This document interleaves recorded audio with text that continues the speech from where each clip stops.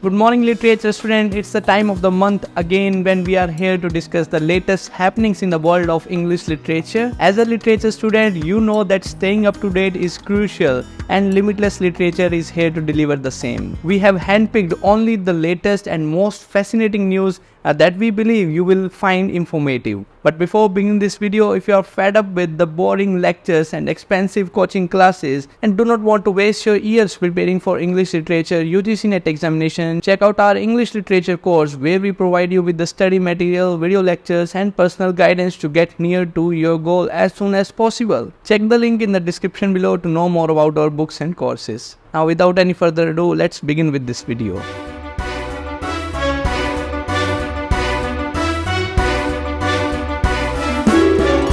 India is now one of the top countries where we Indians spend time reading more and more books. We have also surpassed many developed nations, and according to new data, Indians spend 10 hours per person per week reading books. And we have surpassed the nations like Thailand, China, Philippines and Egypt. It also sheds the light how dedicated we are towards literature and education, and that's a good news for everyone. Matriya Radhakrishnan to star in Netflix romance The Netherfield Girls. Matriya Radhakrishnan have already worked in a production of Netflix Never Have I Ever, and this is the first time she is going to get into the role of Lizzie Bennet in The Netherfield Girls, a modern take, you can say, of Jane Austen's Pride and Prejudice. Radhakrishnan's performance in Never Have I Ever earned her an Independent Spirit Award nomination for Best Actress. The release date for Netherfield Girls is yet to be announced. An event was hosted by United States Vice President, and in that event, Secretary of the State Antony Blinken mentioned that how India is part of daily lives in the US. He praised Indian yoga, novels of Jhumpa Lahiri and the songs of Diljit Dosanjh. Here is a clip of the event. India is part of our daily lives.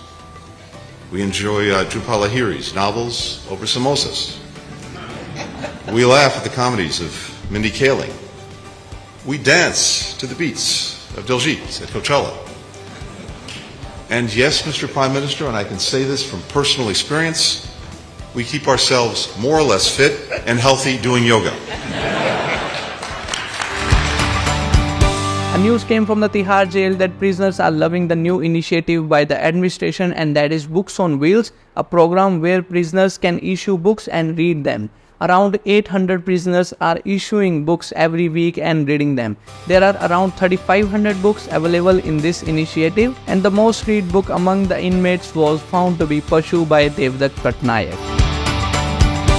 Data came out that ChatGPT is writing a lot of piece of work on everyday basis. Around 737,000 Instagram posts use the hashtag AI artist, and now when Indian writers have started using it, they too were surprised by the response. Meera Kandaswamy finds ChatGPT poem cute and beautiful, but she also said that the poems written by the ChatGPT lacks originality and that artistic quality. Okay, the same was said by award-winning poet Tishani Doshi, and she also found that human beings write for its own joy, and if AI will replace the writers, then this will be defeat for our purpose of being alive. ChatGPT indeed is good at writing poems with rhyme scheme, but it has failed to write blank verse. So more or less everyone is worried about AI replacing the writers, AI replacing the voice of the people. And for further growth in the writing and publishing industry, people are going to use ChatGPT or other artificial intelligence to the most. Another news came that Rupi Kaur's Milk and Honey has made it to the list of 11 most banned books in US classrooms. The book has been banned due to its exploration and issues related to sexual assault and violence. Rupi Kaur is a Canadian Sikh poet, and her works are mainly focused on topics such as race, racism, LGBTQ, the sort of grief or death, or it has also talked about teen pregnancy, abortion and sexual assault. Next update is a handwritten letter by Rabindranath Tagore was sold for more than 21 lakh at an online auction. It was first thought that people will buy it at the cost of 2-3 lakh rupees, but there are so many people who love the art produced by Rabindranath Tagore, and that 2-3 lakh rupees. Letter sold at the price of 21 lakh 13,212 rupees. The letter of Rabindranath Tagore was addressed to Satyabhushan Sen and dated January 3, 1930. In the letter, Tagore expressed that people do not like as much of his English translations of his short stories than the original short stories written in the Bengali language.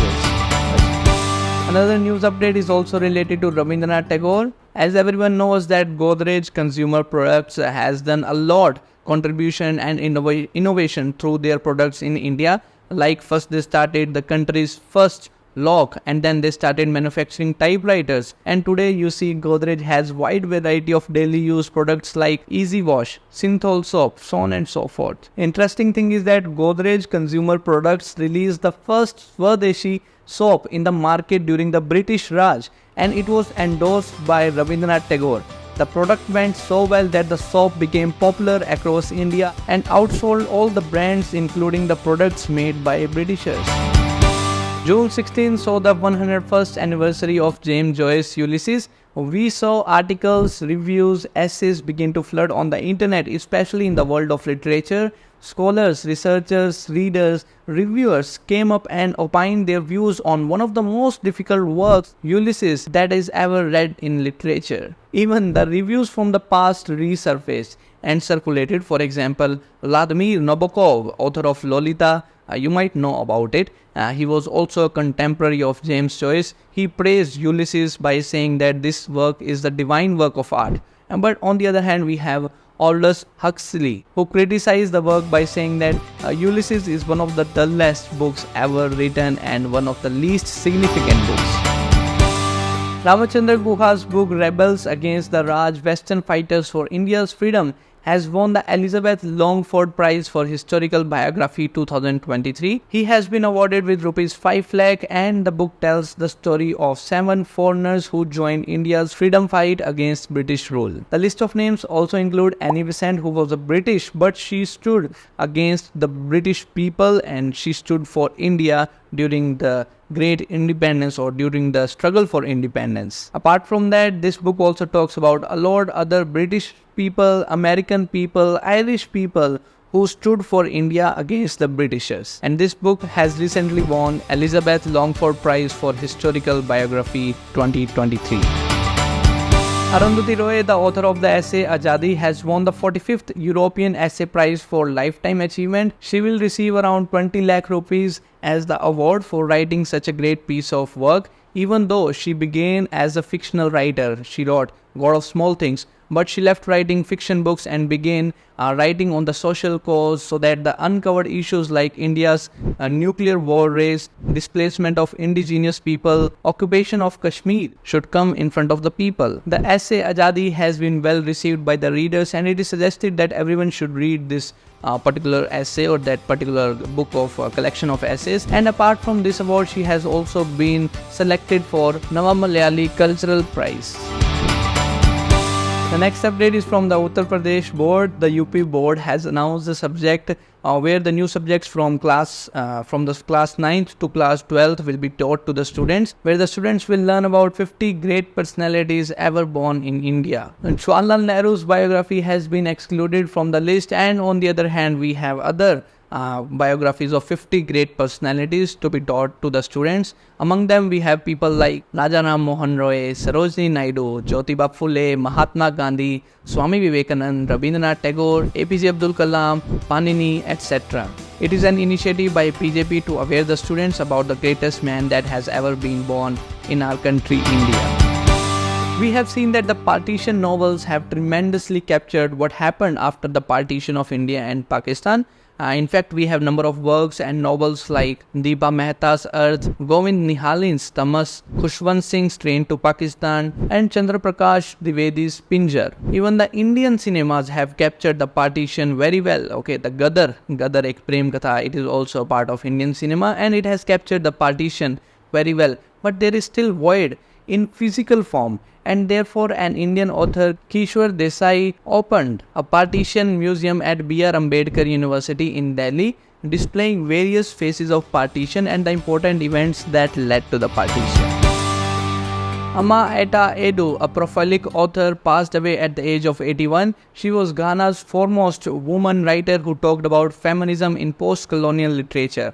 Her works explored the challenges of African women living in colonial and post-colonial society, and she is also one of the first writers who broke the stereotypical image of African woman that was created by male-authored African text. Okay, so as you study African literature, you will find her works like The Dilemma of Ghosts, Our Sister Kilijoy. So recently she has passed away at the age of 81, and we will always remember her contribution to the world of literature. Several literary events occurred last month in India, including the release of 30th anniversary edition of Vikram Seth's A Suitable Boy, the publication of Ruskin Bond's book The Golden Years, and the award winning of the Oxford Book Cover Prize to Paramita Brahmachari for her cover art of the book Pebble Monkey. It's great to see that the people who are involved in designing the book covers, or you can say a sort of interior designing of the book pages or page layouts, it really boosts the confidence of creative artists and designers to work with the book. We saw the 85th birth anniversary of Girish Karnad in the month of May, and to celebrate his birth anniversary, a Kannada production of his play Nagamandala was staged in Bengaluru. On the other hand, on the 20th of June, the Sheila Bharatram Theatre Festival opened with another famous play by Girish Karnad, and that is Tughlaq. Again, this month of June, Limitless Literature paid tribute to the June-born authors who have brought a big contribution through captivating storytelling and perspective. Among many writers, we saw literary giants like W.B. Yeats, George Orwell, Jean-Paul Sartre, Salman Rushdie, Vikram Seth, Anne Frank, and Anita Desai born in the month of June and changed the course of how literature should be read through their timeless books and novels. Limitless Literature honors their contribution to the world of literature. So stay tuned to the Limitless Literature monthly editorial by subscribing to our channel. And if you found the video helpful, good to go, support our channel by subscribing to our books and courses that has helped hundreds of students to qualify competitive examination in English literature. I will see you soon in the next video. That is it for this. Thank you.